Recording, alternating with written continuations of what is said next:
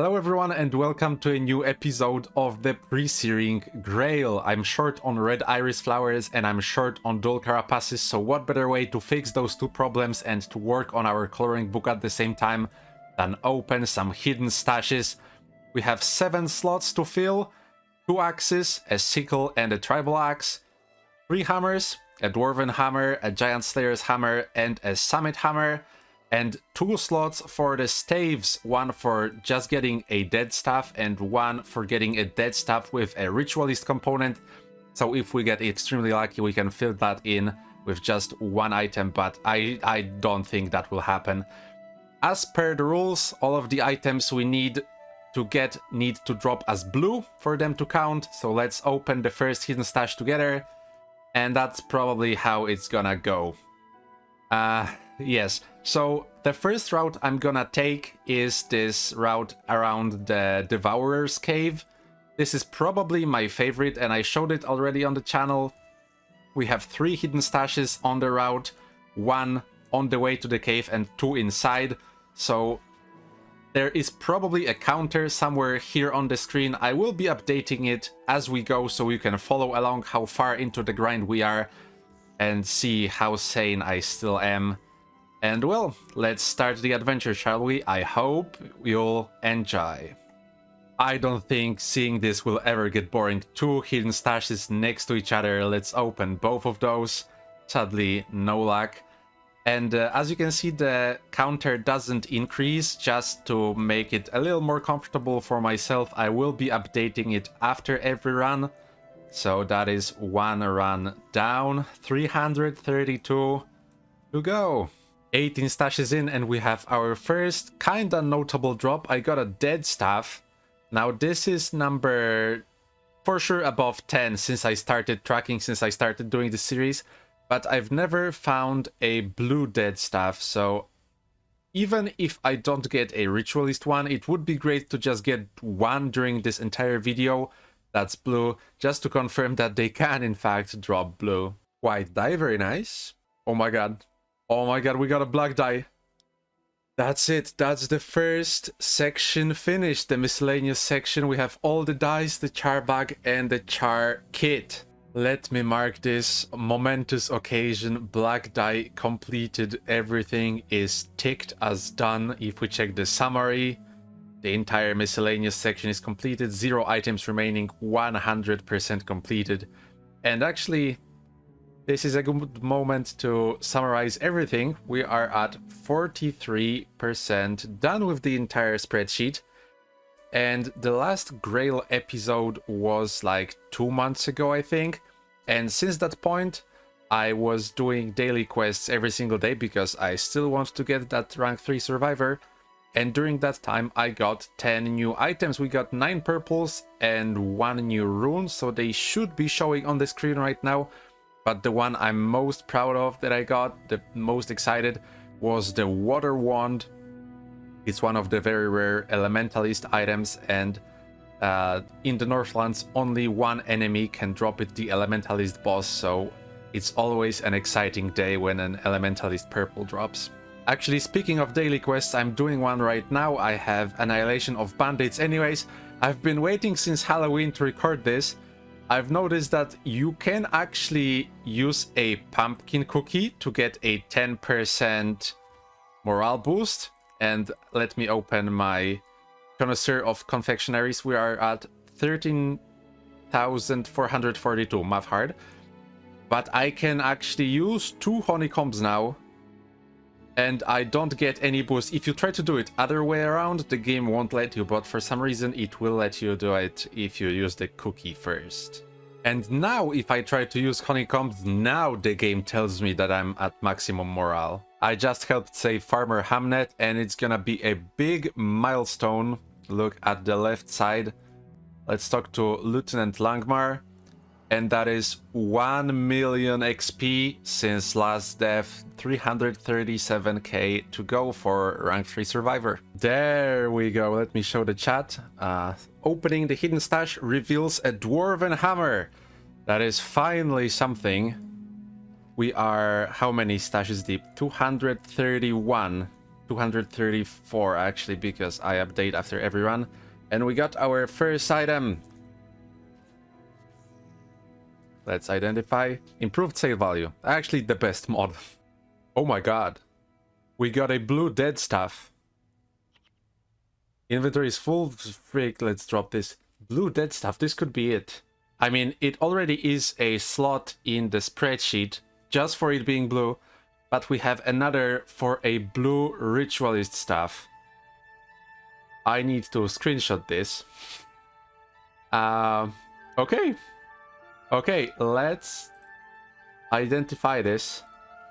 Improved sale value. Unlucky. No ritualist mod.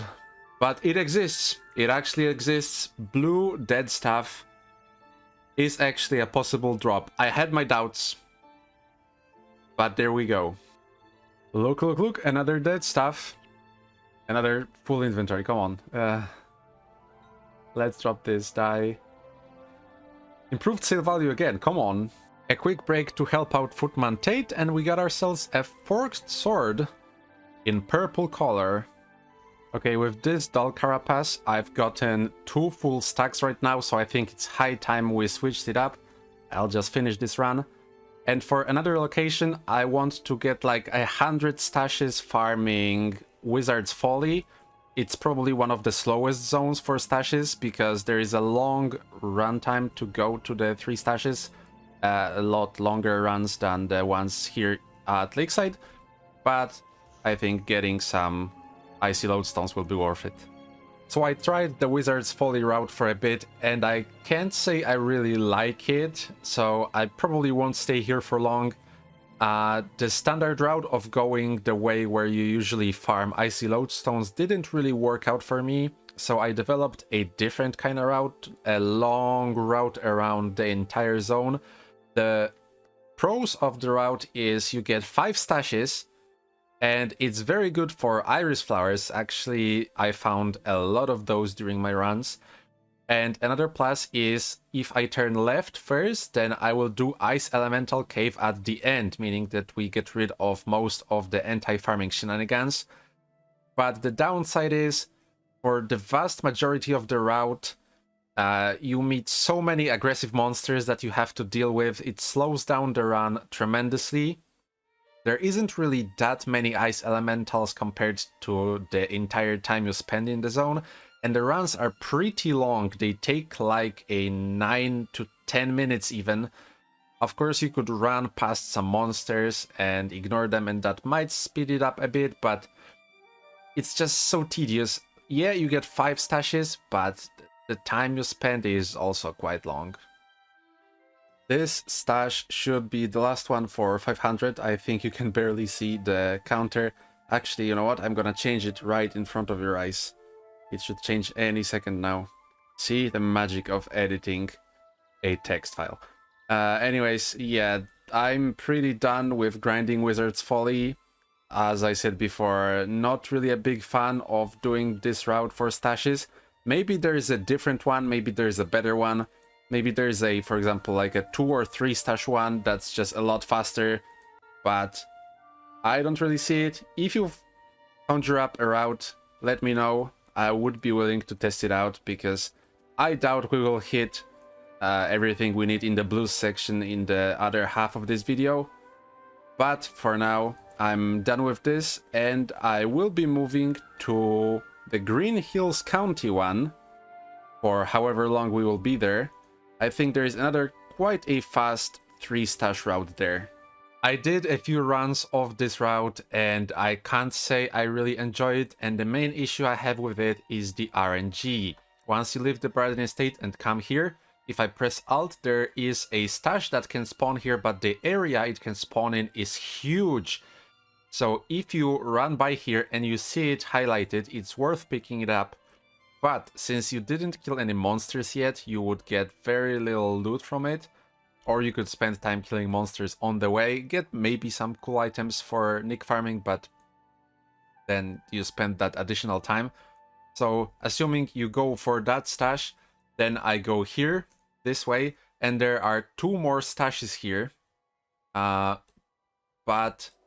They are not as close as the Ascalon route, and while you get some enchanted lodestones, these aren't the most exciting nick items to get, and that is because if I farm Wizard's Folly for whatever reason for icy lodestones, then I get some enchanted lodestones as well, so it's something you get from multiple places. Obligatory, we also have to get rid of this Hulking Stone Elemental because he's hitting the Ascalonian peasants, and that's not what we like. So there's the first stash here, and another stash is a little bit down the road. So that's like 3 stashes. What I don't like is, once again, the RNG aspect of the first one.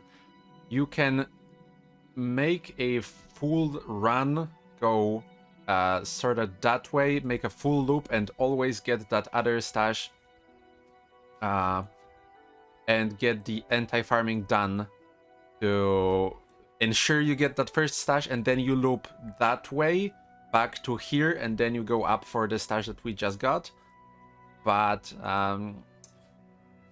you know what, I think it's just the fact that I missed the Devourer Cave route. It was very fast, and if I want to open 1000 stashes, so be it.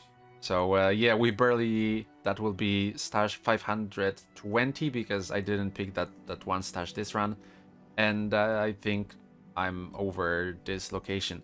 But what I would like to say is I'd like to come back one day, make another video of opening stashes, since we probably won't finish it this run, and do a little bit of science, try to optimize these routes as best as I can. I think in general hidden stashes are a great distraction, and you should probably go and open one if you find it on your way, but if you're like me and for some reason you want to get as many hidden stashes as possible, then I think this route is just the best. I just completed this run with a stopwatch in front of me, and from the start, from when I left Ascalon to this last stash, it was 2 minutes and 14 seconds, over 1 stash per minute, and you're getting some dual carapaces along the way, which are pretty good to get, even though we have a lot. So I think you just can't beat this route. See, it's a blessed route. Giant, Slayer's Hammer, unidentified, another item for our spreadsheet. 11% damage, but it's the loot that counts. And a few days later, we are at 997 stashes. So let's open the last 3 together and I will sum up this whole ordeal. It was a really cool thing to do, opening this 1000. Sadly, I didn't get any new items since like 650 something, where we got the last hammer. But I'm now pretty much set for life with dual carapaces. And by set for life, I mean we probably will run out by the end of the year, but it's still a lot of dual carapaces. I got like over 3 stacks, I think.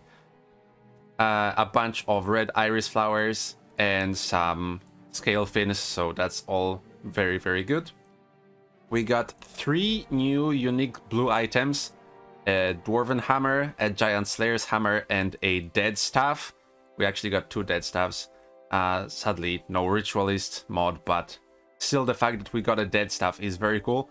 And we got a black die to finish our miscellaneous section, so that was a very fantastic drop as well. I still have 4 slots to fill in the blue section. Maybe I'll make another video like that in the future. Maybe not entire 1000 stashes, but I would try to focus on some different routes that I didn't touch on in this episode. Actually, let's update it. Live 998. So there is still the rest of Lakeside County that I would like to explore. There are other stashes in here, so maybe we would try to start out from Ashford Abbey or something, I don't know. There's Regent Valley that I know has some stashes in the long route here, so that might be worth exploring, plus the 2 stashes near Fort Rannick.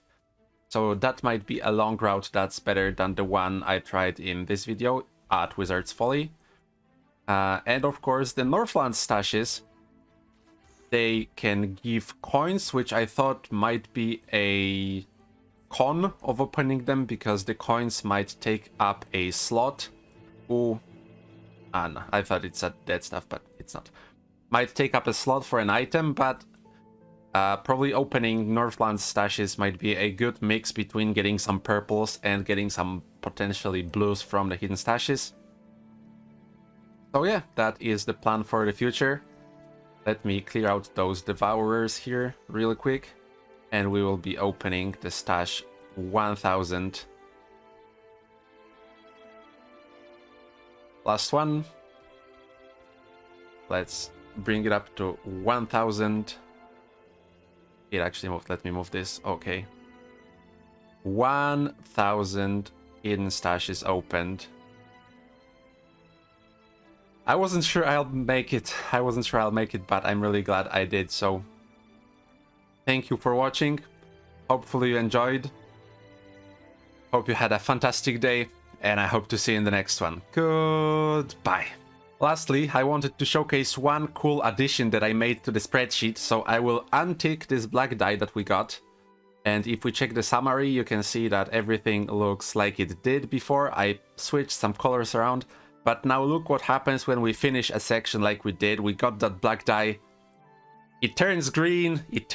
I know, it's such a small thing, but it really makes me happy. Alright, that's it.